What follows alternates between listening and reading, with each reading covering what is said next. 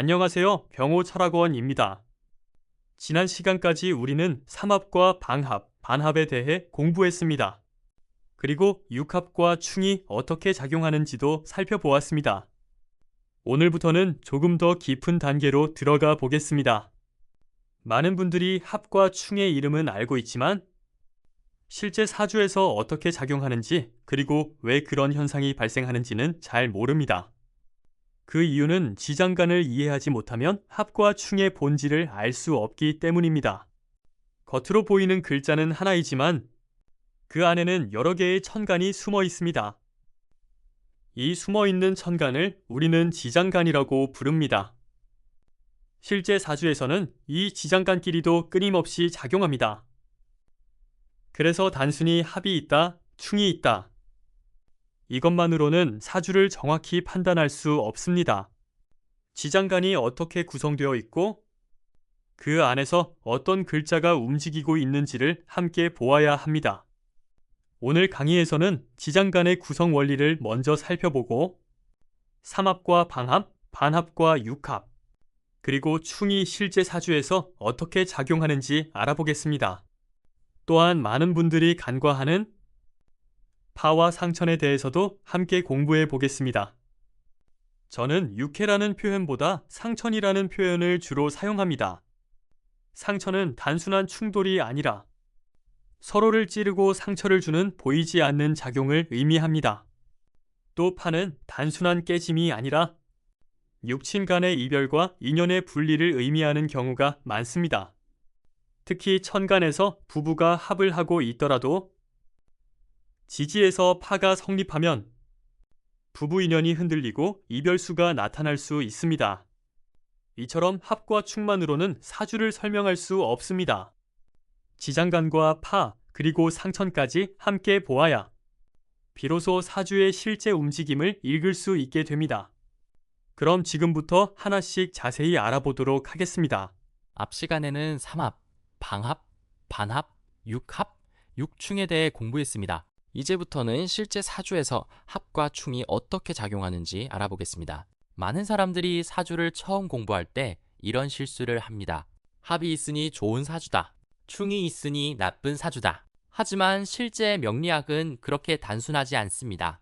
합도 좋은 합이 있고 나쁜 합이 있습니다. 충도 좋은 충이 있고 나쁜 충이 있습니다.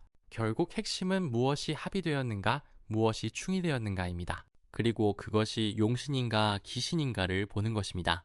예를 들어 보겠습니다. 어떤 사람의 사주에서 물이 용신이라고 가정해 보겠습니다. 그런데 운에서 합이 들어와 물이 사라졌습니다. 합이 되었으니 좋은 것일까요? 아닙니다. 용신이 사라졌으므로 오히려 불리합니다. 반대로 기신이 합으로 사라진다면 좋은 일입니다. 그래서 합은 무조건 좋다고 볼 수 없습니다. 충도 마찬가지입니다. 오랫동안 취업이 되지 않던 사람이 있다고 가정해 보겠습니다. 그런데 운에서 충이 들어왔습니다. 직장이 바뀌고 사는 곳이 바뀌고 주변 환경이 바뀝니다. 그 결과 취업이 되었습니다. 이 경우 충은 나쁜 것이 아니라 좋은 변화가 됩니다. 그래서 충은 변화의 신호입니다. 합과 충을 볼 때는 항상 용신과 기신을 먼저 생각해야 합니다. 이제 합거에 대해 알아보겠습니다. 합거란 합이 되어 원래의 기운이 사라지는 것입니다. 예를 들어 천간에 있는 재성이 합거되었다고 가정해 보겠습니다. 재물이 사라질 수도 있고 재성의 역할이 약해질 수도 있습니다. 반대로 기신인 재성이 합거되면 오히려 문제가 줄어들 수도 있습니다. 그래서 합거는 무조건 좋거나 나쁜 것이 아닙니다. 무엇이 사라졌는가가 중요합니다. 충고도 마찬가지입니다. 충으로 인해 어떤 글자가 깨지는 것입니다. 만약 용신이 깨지면 문제가 됩니다. 반대로 기신이 깨지면 좋은 일이 될 수 있습니다. 그래서 고전에서는 길신은 보호하고 흉신은 제거하라고 했습니다. 사주를 볼 때 가장 먼저 해야 할 일은 그 글자가 좋은 글자인지 나쁜 글자인지를 판단하는 것입니다. 다음은 실제 사례를 생각해 보겠습니다. 타주에 진술충미가 많은 사람이 있습니다. 창고가 많은 사람입니다. 이 사람은 평소에는 조용합니다. 실력도 잘 드러나지 않습니다. 재능도 감춰져 있습니다. 그런데 운에서 충이 들어옵니다. 창고가 열립니다. 갑자기 실력이 인정받고 재물이 들어오며 직책이 올라갑니다. 이런 경우가 실제로 많습니다. 그래서 창고는 열려야 쓸 수 있습니다. 이제 많은 분들이 어렵게 생각하는 지장간에 대해 이야기해 보겠습니다. 사주를 공부하다 보면 천간은 잘 보는데 지장간은 놓치는 경우가 많습니다. 하지만 실제 인생은 지장간에서 움직이는 경우가 매우 많습니다. 오히려 겉으로 드러난 천간보다 지장간이 더 강하게 작용하는 경우도 있습니다. 그래서 명리학을 깊이 공부할수록 천간보다 지장간을 중요하게 보는 경우가 많습니다. 지장간은 단순히 지지 속에 숨어있는 천간이 아닙니다. 지장간은 시간의 흐름과 계절의 변화가 압축되어 있는 구조입니다. 그래서 지장간에는 초기와 중기, 그리고 정기가 존재합니다. 첫 번째 글자는 초기입니다. 초기는 현재 지지가 되기 전의 기운이 남아있는 것입니다. 두 번째 글자는 중기입니다. 중기는 삼합으로 이어지는 기운이 숨어있는 자리입니다. 세 번째 글자는 정기입니다. 정기는 해당 지지의 본체이며 가장 강하게 작용하는 주인공입니다. 실제로 사주를 해석할 때는 정기를 가장 중요하게 봅니다. 그 다음 중기를 보고 마지막으로 초기를 참고합니다. 먼저 역마지인 임목부터 살펴보겠습니다. 임목의 지장간은 무토, 병화, 간목입니다. 무토는 초기입니다. 이전 계절의 토기운이 남아있는 것입니다. 병화는 중기입니다. 인호술, 삼합, 화국으로 이어지는 기운입니다. 그래서 임목 안에는 이미 화의 씨앗이 들어있습니다. 간목은 정기입니다. 인목의 본체이자 주인공입니다. 그래서 인목은 개척정신과 성장의 힘을 상징합니다. 다음은 신금입니다. 신금의 지장간은 무토, 임수, 경금입니다. 무토는 초기입니다. 토생금의 흔적이 남아있는 것입니다. 임수는 중기입니다. 신자진, 삼합수국으로 이어지는 기운입니다. 그래서 신금 안에는 이미 물의 씨앗이 들어있습니다. 경금은 정기입니다. 신금의 본체입니다. 그래서 결단력과 실행력이 강하게 나타납니다. 다음은 사화입니다. 사화의 지장간은 무토, 경금, 병화입니다. 무토는 초기입니다. 화가 생기기 전 토의 흔적입니다. 경금은 중기입니다. 사유축, 삼합, 금국의 기운입니다. 그래서 사화는 뜨거운 불 속에 칼을 품고 있습니다. 병화는 정기입니다. 사화의 본체입니다. 그래서 추진력과 표현력이 매우 강하게 나타납니다. 다음은 해수입니다. 해수의 지장간은 무토, 간목, 임수입니다. 간목은 중기입니다. 해묘미, 삼합, 목국으로 이어지는 기운입니다. 그래서 해수는 단순한 물이 아니라 생명을 키우는 물입니다. 임수는 정기입니다. 해수의 본체이며 큰 물의 기운입니다. 다음은 화계지인 진술충미를 살펴보겠습니다. 먼저 진토입니다. 진토의 지장간은 을목, 계수, 무토입니다. 을목은 초기입니다. 봄의 목기운이 남아있는 것입니다. 계수는 중기입니다. 신자진, 삼합, 수국으로 이어지는 기운입니다. 그래서 진토는 물을 품고 있는 창고라고 부르게 됩니다. 무토는 정기입니다. 진토의 본체이며 저장과 축적의 힘입니다. 그래서 진토는 공부와 연구, 계획성과 관련이 깊습니다. 다음은 술토입니다. 술토의 지장간은 신금, 정화, 무토입니다. 신금은 초기입니다. 가을 금 기운의 흔적이 남아 있습니다. 정화는 중기입니다. 인호술, 삼합, 화국으로 이어지는 기운입니다. 그래서 술토 안에는 화의 씨앗이 살아 있습니다. 무토는 정기입니다. 술토의 본체이며 건조한 토의 성질입니다. 그래서 술토는 자존심과 명예욕이 강하고 철학성이 나타납니다. 다음은 축토입니다. 축토의 지장간은 계수, 신금, 기토입니다. 계수는 초기입니다. 겨울수 기운의 흔적입니다. 신금은 중기입니다. 사유축, 삼합, 금국으로 이어지는 기운입니다. 그래서 축토는 금을 저장하는 창고의 역할을 하게 됩니다. 기토는 정기입니다. 축토의 본체입니다. 그래서 현실 감각과 인내심이 강하게 나타나는 것입니다.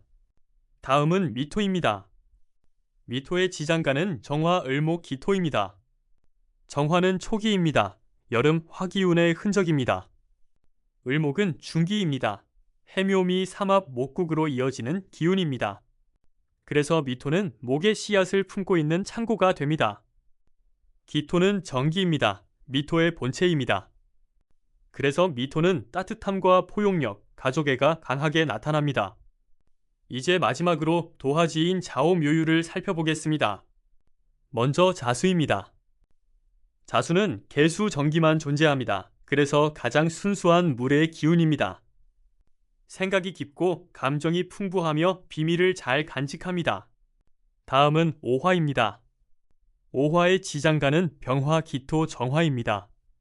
병화는 초기입니다. 태양의 흔적이 남아있는 것입니다. 기토는 중기입니다. 화생토의 과정이 담겨 있습니다. 정화는 정기입니다. 오화의 본체입니다. 그래서 오화는 표현력과 명예욕, 정열이 강하게 나타납니다. 다음은 묘목입니다. 묘목은 을목, 정기만 존재합니다. 그래서 순수한 목의 기운이며 섬세함과 감수성이 매우 뛰어납니다. 마지막은 유금입니다. 유금은 신금, 정기만 존재합니다. 완성된 금의 기운으로 판단력과 결단력이 매우 뛰어납니다. 이처럼 지장간은 단순히 외우는 것이 아닙니다. 왜 그런 글자가 들어있는지, 왜 그런 순서로 배열되어 있는지를 이해해야 합니다.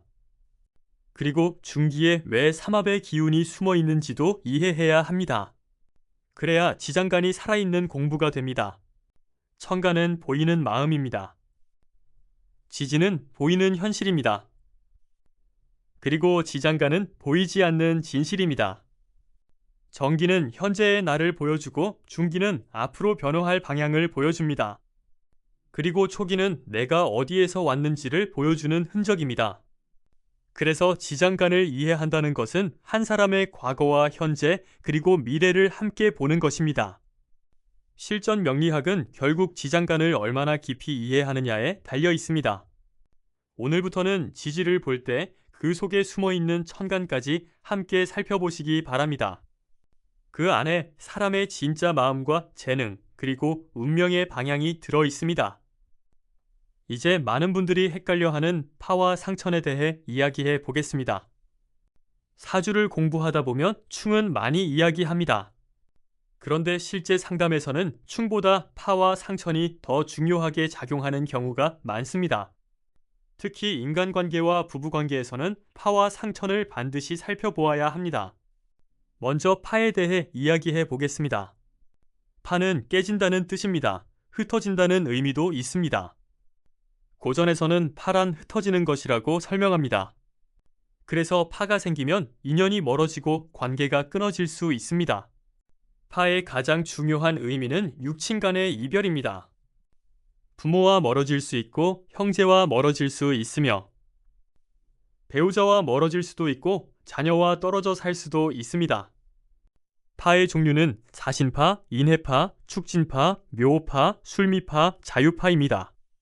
특히 부부를 나타내는 글자가 파를 만나면 이별수가 생기기 쉽습니다. 천간에서 부부가 합을 하고 있어도 안심할 수는 없습니다. 지지에서 파가 성립되거나 일지와 시지가 파를 이루면 합으로 이어진 부부 인연도 결국 흔들릴 수 있습니다. 그래서 고전에서는 합보다 파를 더 무섭게 보는 경우도 있습니다. 이제 상천에 대해 이야기해 보겠습니다. 상천은 서로를 찌른다는 뜻입니다. 겉으로는 멀쩡해 보이지만 속으로 상처를 주고받는 관계입니다. 상천의 종류는 인사상천, 신해상천, 묘진상천, 유술상천, 추고상천, 자미상천입니다. 충은 정면으로 싸우기 때문에 누가 봐도 갈등이 보입니다. 그러나 상천은 다릅니다. 겉으로는 웃고 있지만 속으로는 상처가 계속 쌓입니다. 의심이 쌓이고 불신이 쌓이고 서운함이 쌓이고 배신감이 쌓입니다. 그래서 어느 순간 관계가 무너져 버리는 것입니다. 고전에서는 밝게 보이는 창은 피할 수 있지만 숨어있는 화살은 막기 어렵다고 하였습니다. 상처는 바로 그런 숨어있는 화살과 같은 작용입니다. 특히 부부궁에 상천이 있으면 부부 사이에 오해가 쌓이기 쉽습니다. 함께 살아도 외롭고 마음의 거리가 생길 수 있습니다. 그래서 상처는 부부 이별의 씨앗이 되기도 합니다. 결국 고전의 핵심은 간단합니다. 파는 이별을 의미하고 상처는 상처를 의미합니다. 파는 관계를 끊고 상처는 관계를 병들게 합니다. 사주를 볼 때 축만 보지 말고 파와 상천도 반드시 살펴보시기 바랍니다. 그 안에 인간관계와 부부관계에 중요한 비밀이 숨어 있기 때문입니다. 끝까지 시청해 주셔서 감사합니다. 좋아요와 구독 부탁드립니다. 병호철학원 권호근이었습니다. 감사합니다.